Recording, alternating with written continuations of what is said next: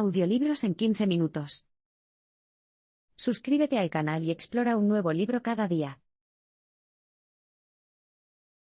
Los hombres explican las cosas a las mujeres porque piensan que sus conocimientos y experiencias son superiores.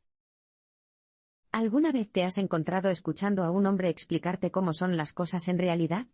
Si eres mujer, sin duda lo has hecho.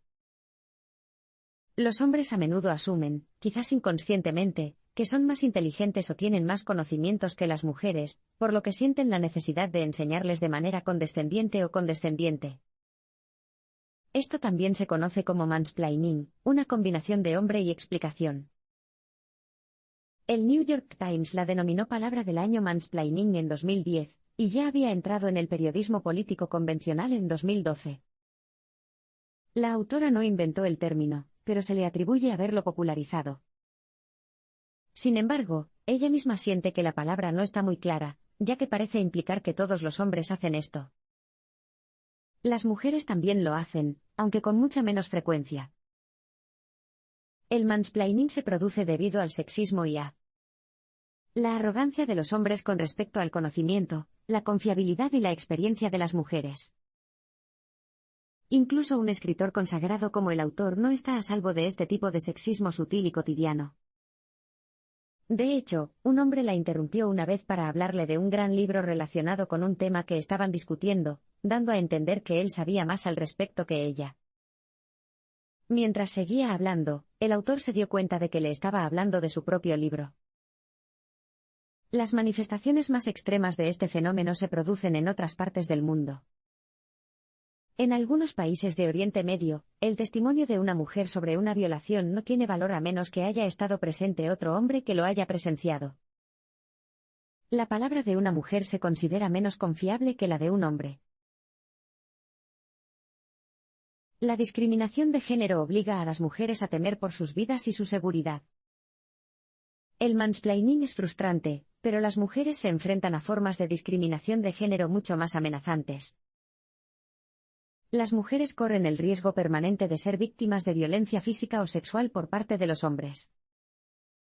Se denuncia una violación cada 6,2 minutos en los Estados Unidos, y se estima que alrededor de las 4/5 partes de las violaciones no se denuncian.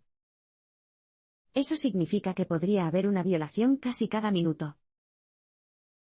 En Estados Unidos, más de 1000 mujeres son asesinadas cada año por sus excónyuges. Eso es aproximadamente 3 mujeres por día. De hecho, es la principal causa de muerte de las mujeres embarazadas en el país. También golpean a una mujer cada 9 segundos. Si estas estadísticas no sorprenden a la gente, esa es otra parte del problema. Los altos niveles de violencia a los que se enfrentan las mujeres no son el único desafío a superar, la respuesta de la sociedad es igual de problemática. Las personas y los medios de comunicación a menudo tratan de justificar la violencia contra las mujeres en lugar de examinarla como el problema sistémico que es. Solo en los Estados Unidos, hay 12 asesinatos suicidios cometidos por hombres contra mujeres cada semana. Un asesinato-suicidio es cuando una persona mata a alguien y luego se suicida.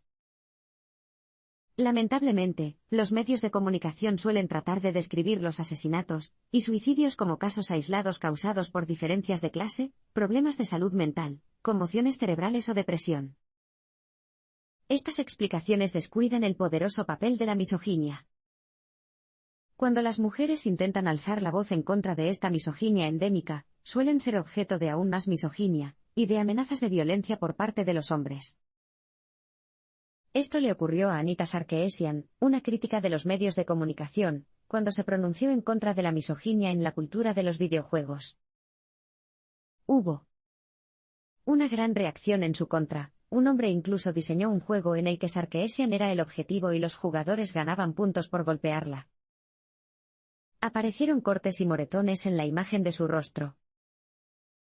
La violencia contra las mujeres se manifiesta de muchas formas, no solo en el abuso físico real, sino también en forma de amenazas. No todos los hombres son violentos o sexistas, pero todas las mujeres viven con miedo a la violencia sexual y al sexismo. El 23 de mayo de 2014, el odio de un hombre de 22 años hacia las mujeres lo indujo a asesinar a 6 mujeres en la Universidad de California en Santa Bárbara. Las mujeres tienen que temer este tipo de odio todos los días, sin importar lo que piensen los hombres. Por eso la etiqueta almohadilla Yes a Woman, que comenzó a ser tendencia poco después del tiroteo, se hizo tan poderosa. Sirvió para contrarrestar las respuestas típicas que los hombres dan cuando surge el tema de la violencia contra las mujeres, como no todos los hombres son violadores o no todos los hombres quieren atraparte. Estas respuestas solo permiten a los hombres distanciarse del problema. Estas respuestas típicas de los hombres no entienden el sentido de la violencia de género sistémica al hacer descarrilar la conversación, y hacer que se centre en su propia inocencia. Un tuit, escrito por una mujer llamada Jenny Chiu, lo resumió perfectamente: claro que los almohadilla no men son misóginos y violadores. Esa no es la cuestión. El punto es que almohadilla Yes a Woman vive con miedo de los que sí lo son. Además, las mujeres víctimas de abuso sexual suelen ser acusadas de mentir cuando cuentan sus historias.